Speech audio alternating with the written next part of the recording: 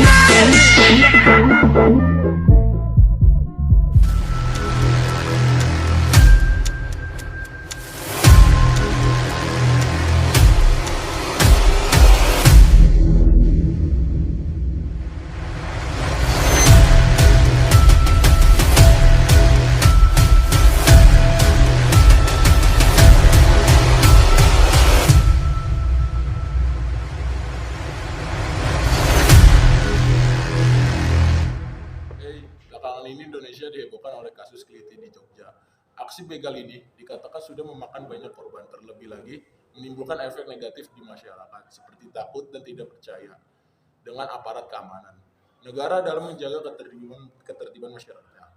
Nah, kalau kamu ngebahas soal begal dan kejahatan semacam ini, sama generasi yang lebih tua atau orang tuamu, kayaknya mereka bakal menceritakan mengenai masa pemerintahan Presiden Soeharto, yaitu saat Orde Baru, khususnya tentang kebijakan Petrus yang pada zamannya dianggap berhasil membereskannya.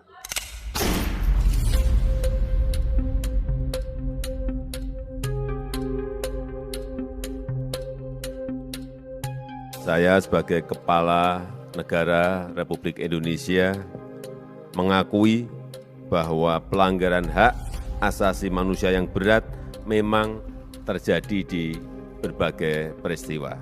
Peristiwa penembakan misterius 1982-1985,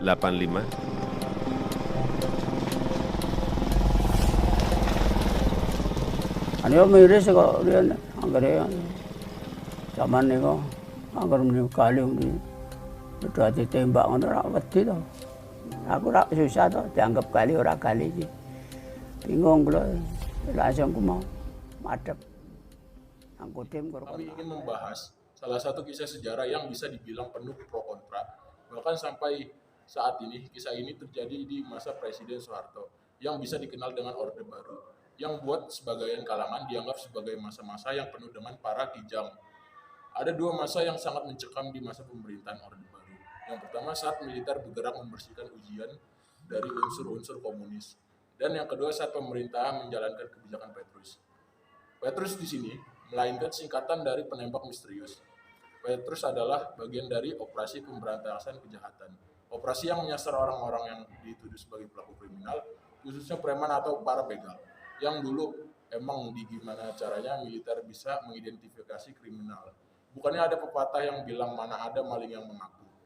Caranya dibilang lumayan simpel. Mereka yang berambut gondrong, orang yang badannya penuh tato dan punya banyak bekas luka, kemudian dikategorikan sebagai kelompok yang dicurigai hal ini.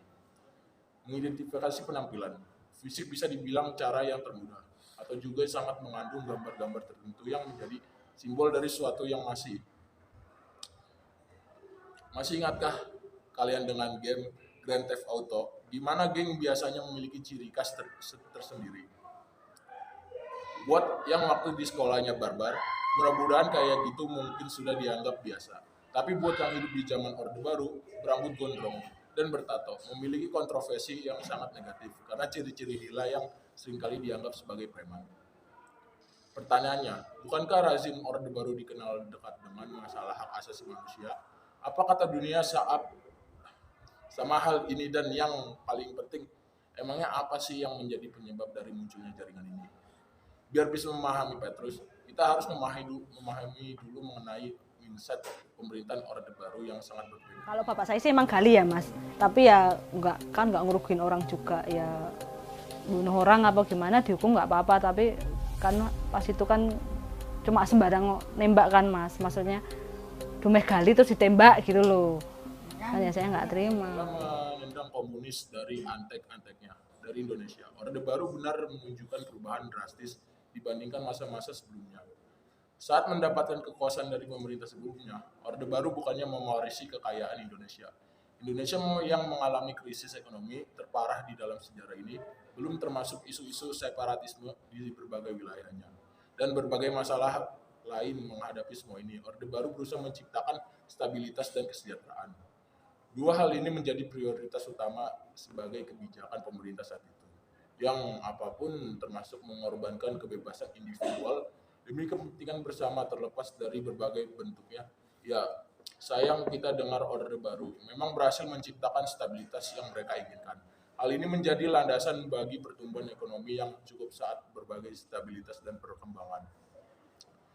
Hal ini meningkatkan jumlah pendatang di kota-kota besar untuk mencari kehidupan yang lebih baik. Namun, sayangnya banyak di antara mereka yang kurang beruntung.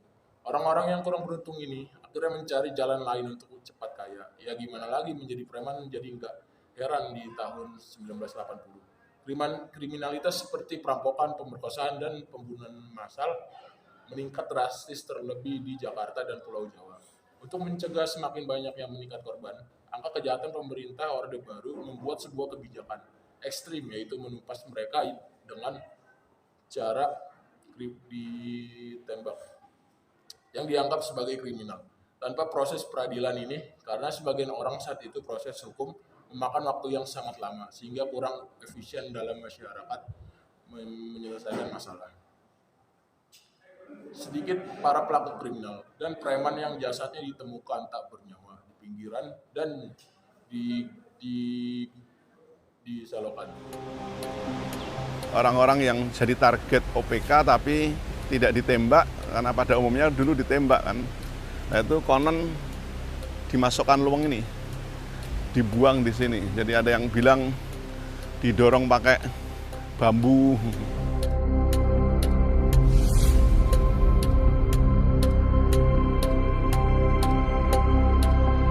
Kondisi tertembus peluru di dadanya.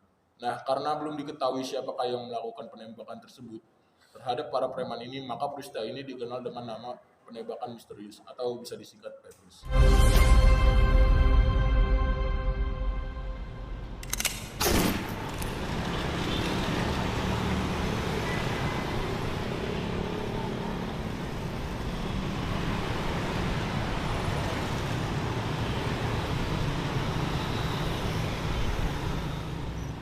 Waktu itu ada upaya tindakan pemberantasan kejahatan ya. Disinyalir karena di Jogja waktu itu sudah agak marak kejahatan yang aparat penegak hukum kurang bisa memberantas atau mengatasi secara baik atau secara tuntas. Maka di situ Kodim itu turun tangan ya lewat Garnisun. Karena waktu itu sedang dalam tanda petik ya jaya-jayanya predikat gabungan anak liar atau GALI, atau istilah preman secara nasional atau di Medan ya. Di sini gabungan anak liar itu GALI itu jadi dalam tanda petik target. Jadi mereka ditangkap, konon lewat patroli, lari, ditembak. Ya. Berita-berita yang menghiasi di media cetak lokal pada waktu itu adalah para terduga kriminal ditangkap Kodim lalu mencoba melarikan diri, ditembak. Ada generalisasi pelaku tindak pidana yang kemudian bisa dieksekusi dalam tanda petik oleh Kodim itu dengan ciri-ciri intinya itu bertato. Jadi kalau orang bertato itu sudah dianggap gali. Nah, maka pas sudah waktu itu orang pada ketakutan, kebingungan bagaimana menghapus tato. Tato ini salah satu indikator bahwa dia seolah pantas dikatakan predikat gali dan pantas juga mungkin untuk diakhiri hak hidupnya. Pada Maret 1982, dalam suatu rapat Presiden Soeharto meminta kepada ABRI dan Polri untuk mengambil langkah efektif dalam menekan angka kriminalitas yang sedang tinggi-tingginya.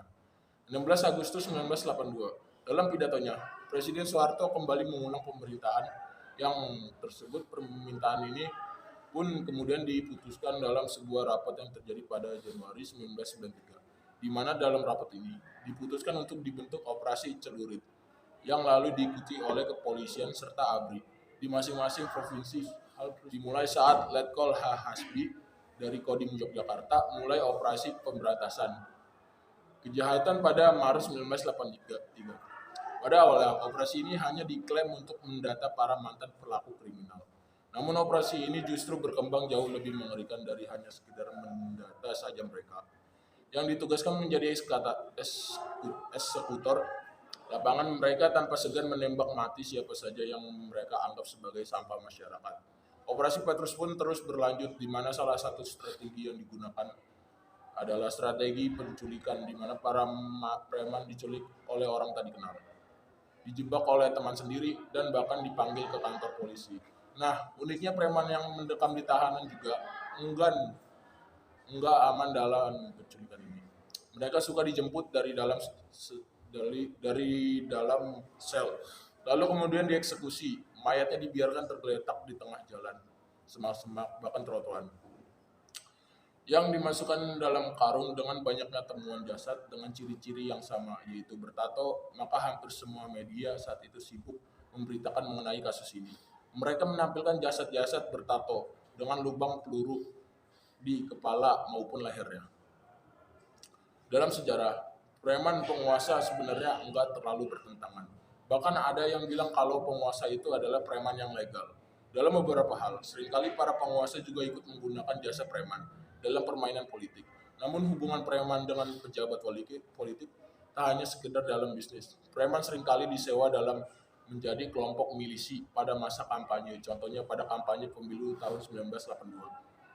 Operasi pemberantasan kejahatan yang dimulai tahun 1983 memang berhasil menurunkan tingkat kejahatan di Yogyakarta dan Semarang.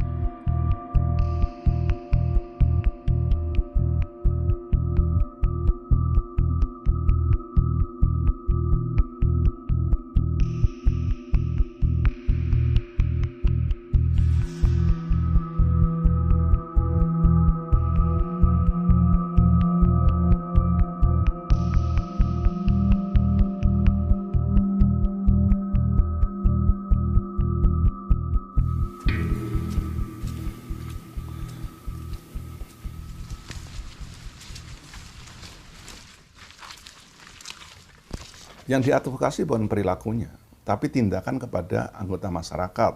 Entah dia berpredikat gali, entah dia berpredikat apa saja, tindakan hukum ya terhadap kekerasan ya, non hukum ya, itu ditentang oleh LBH. Komandan Kodim mengakui.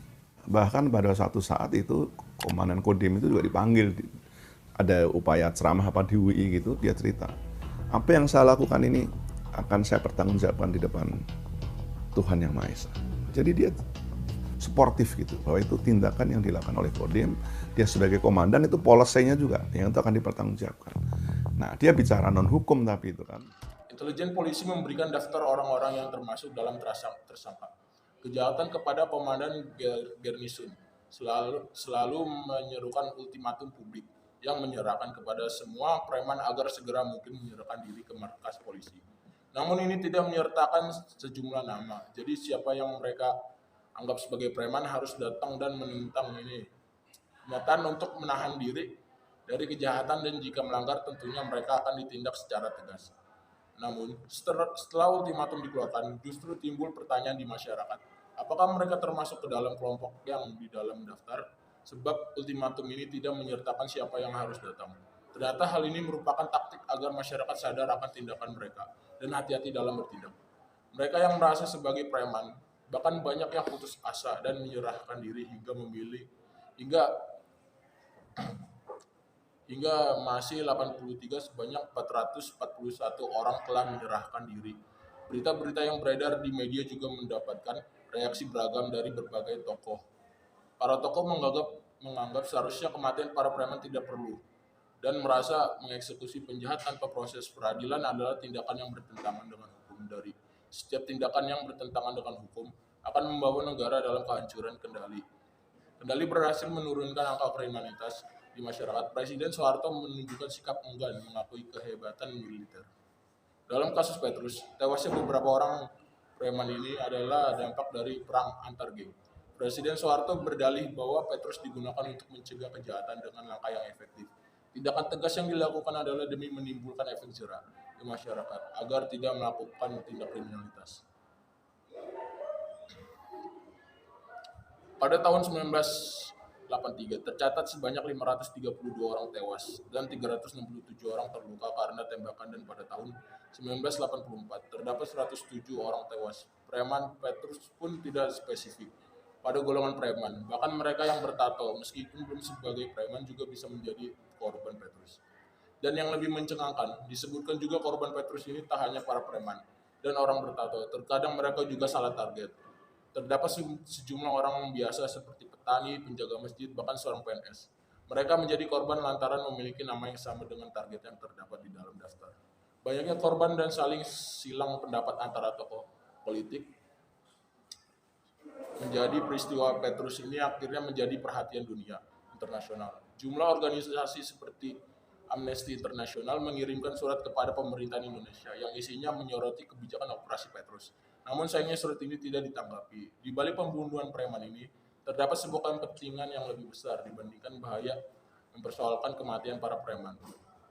Tekanan internasional yang lebih